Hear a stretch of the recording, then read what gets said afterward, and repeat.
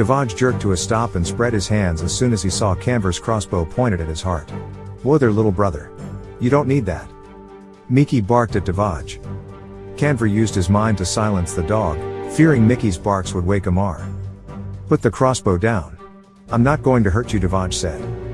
Kanvar eased his finger away from the trigger, but kept the crossbow pointed at his brother. "Don't call father. If you've already wakened him, tell him never mind. It's nothing. He can go back to sleep."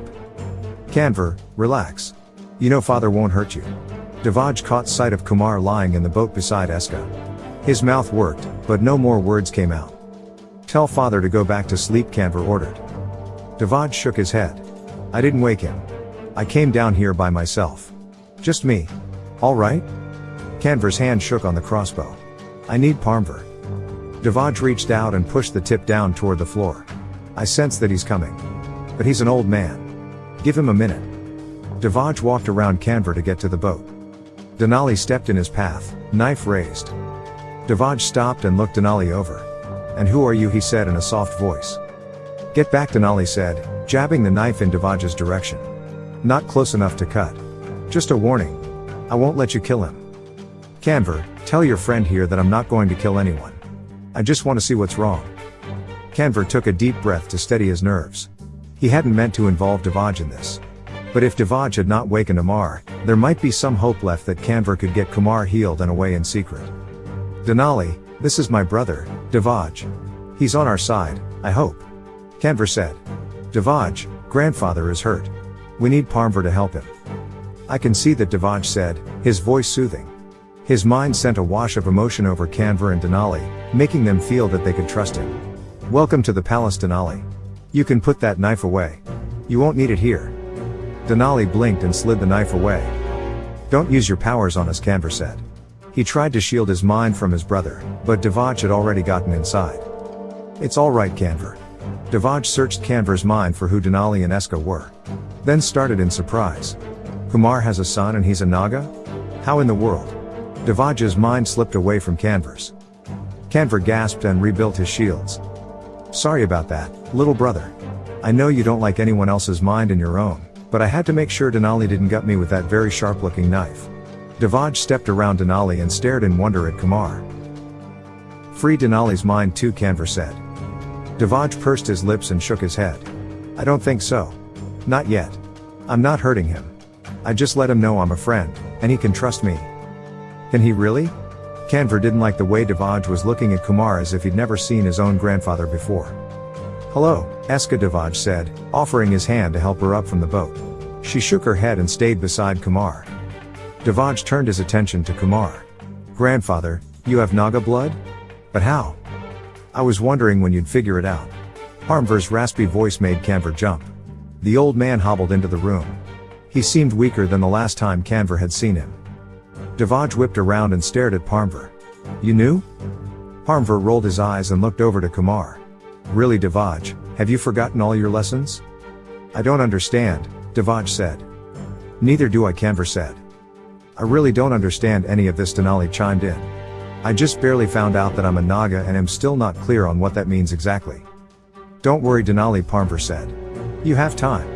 I'll teach you everything you need to know." He turned his attention to Devaj. "I'm going to need your help with Kumar. Call your dragon." "What are you going to do?" Kanvar asked. "There is bleeding inside his skull," Parmvar said.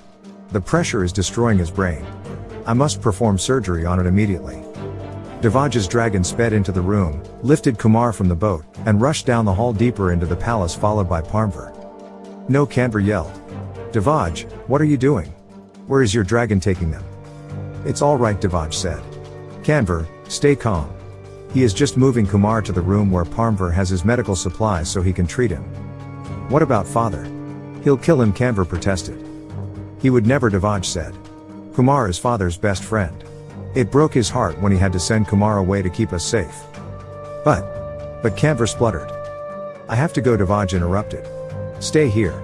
He raced down the hall after the dragon. "Can they save him?" Eska asked. "I don't know. I hope so," Kanvar said. "If anyone can, it would be Parmvar."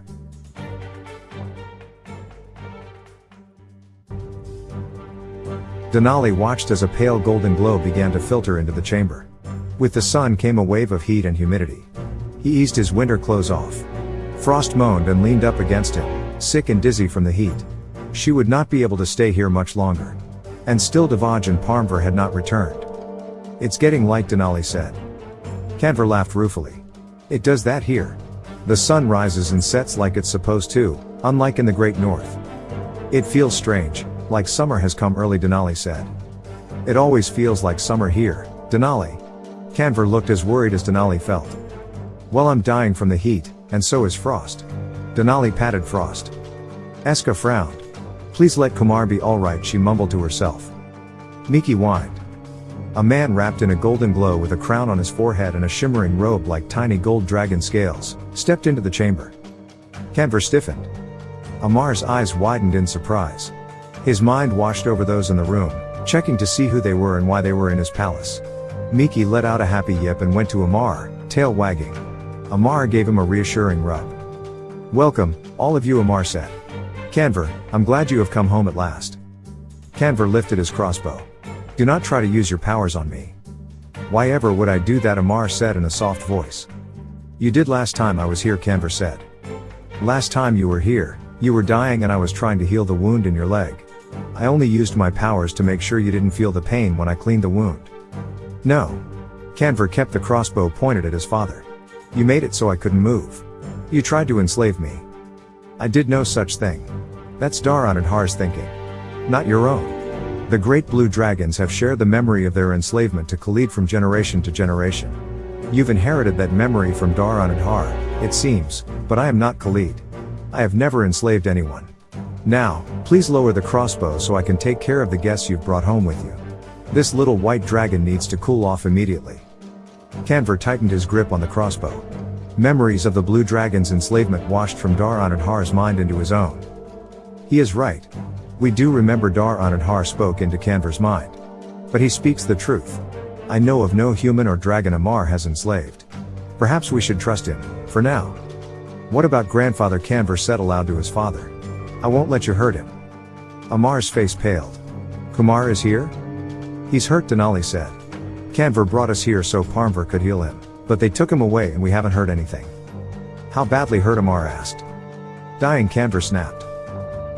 Amar fell silent as his mind sought out Parmvar and conversed with him about Kumar's condition. After a moment, he sighed and turned his attention back to Kanvar and the others. Parmvar says the surgery was successful. He was able to drain the blood from Kumar's skull and relieve the pressure on the brain, but Kumar is unconscious and Parmvar has been unable to wake him. If you all will come with me, I'll take you to some rooms where you will be more comfortable. Come, Frost. We have an ice chamber where we store ice brought down from the north to cool our drinks. You'll feel better there. Wordlessly, Denali retrieved his hunting knife and the great white dragonstone from the pockets of his coat. What's that? Amar asked. This? Denali held the white stone up so sunlight beamed through the crystal. It's the dragonstone from the great white dragon my father killed. The dragon was Frost's father, unfortunately, but he was dying of starvation and attacked our tribe. My father was injured in the battle and told me I had to get the stone, but the strangest thing happened when I handed it to him. He forgot who I was. Where he was. He even forgot mother. He thought I was Devaj. Even when I told him my name, he still couldn't remember me. When I started talking to Frost, he said I could be in danger and should find Amar. Are you Amar? I am, Amar said. I'm afraid I'm the one who sent Kumar on the quest to find a great white dragon. It seems, in completing that quest, memories of his former life returned to him. I suppose we will have to deal with that when he wakes. He won't wake, Devaj said, striding into the room. His mind is too damaged. Parmvar has tried, but he can't reach him.